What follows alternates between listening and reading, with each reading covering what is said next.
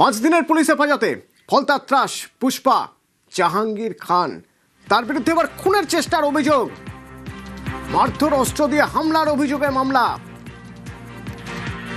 একের পর এক অভিযোগ, ঠিক কি কি অভিযোগ তার বিরুদ্ধে? আনিসুদ্দিন রয়েছে আমার সঙ্গে।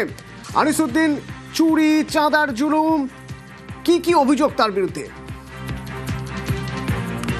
একেবারে তার বিরুদ্ধে একাধিক জামিন অযোগ্য ধারায় মামলা রুজু করেছে ফলতা থানার পুলিশ এবং ডায়মন্ড হারবার এসিজেএম আদালতে তাকে কিছুক্ষণ আগেই তোলা হয় এবং শুনানি হয়। সেখানে বিচারক তাকে 5 দিনের পুলিশ হেফাজতের নির্দেশ দিয়েছেন। প্রসঙ্গত 2021-এর ভোট পরবর্তী হিংসার একটি মামলা দায়ের করে ফতেপুর মালিপুর এলাকার বাসিন্দা।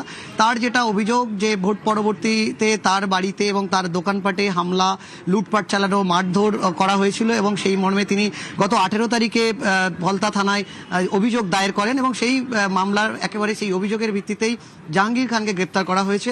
একদিকে যেমন খুনের চেষ্টা রয়েছে মামলায়, তার পাশাপাশি চুরি, মারধর, এমনকি ধারালো এবং আগ্নেয়াস্ত্র নিয়ে মারধর করা, পাশাপাশি একাধিক মামলা তার বিরুদ্ধে রুজু করা হয় এবং আজ এসিজেএম আদালতে জাহাঙ্গীর খানকে পেশ করলে বিচারক তাকে 5 দিনের পুলিশ হেফাজতের নির্দেশ দিয়েছেন।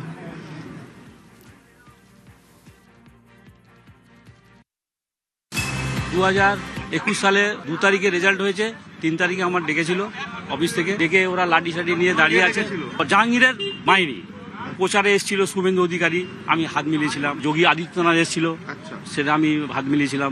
এই হচ্ছে আমার ভুল। আমার থেকে তো টাকা পয়সা ওই পরে, ঘটনার পরে 1 বছর 6 মাস দোকান বন্ধ, তালা মেরে দিয়েছে ওরা, তালা মেরে দিয়েছে। দোকান খুলতে গেলে আমার এত টাকা দিতে হবে, হ্যাঁ 5 লক্ষ টাকা আমি পাট করে দিয়েছি। 5 লক্ষ টাকা? হ্যাঁ, তবে আমার দোকানটা খুলতে দিল। 6 মাস পরে থানায় যেতেই পারেনি, এই কেসেই অ্যারেস্ট করলো জাহাঙ্গীরকে।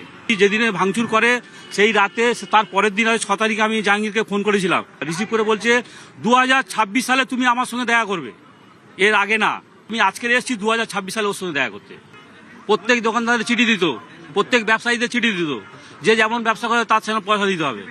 জাহাঙ্গীরের জন্মদিনে আমার ধরতো 50,000 টাকা প্রত্যেক বছর। আমি এবছর দিইনি বলে অফিসে ডেকে আমাকে যা ইত্যা তাই গালাগালি, মানে হাঁটুর বয়সী ছেলেরা গালাগালি পাচ্ছে আমাকে 50,000 টাকা 3 বার নিয়েছে।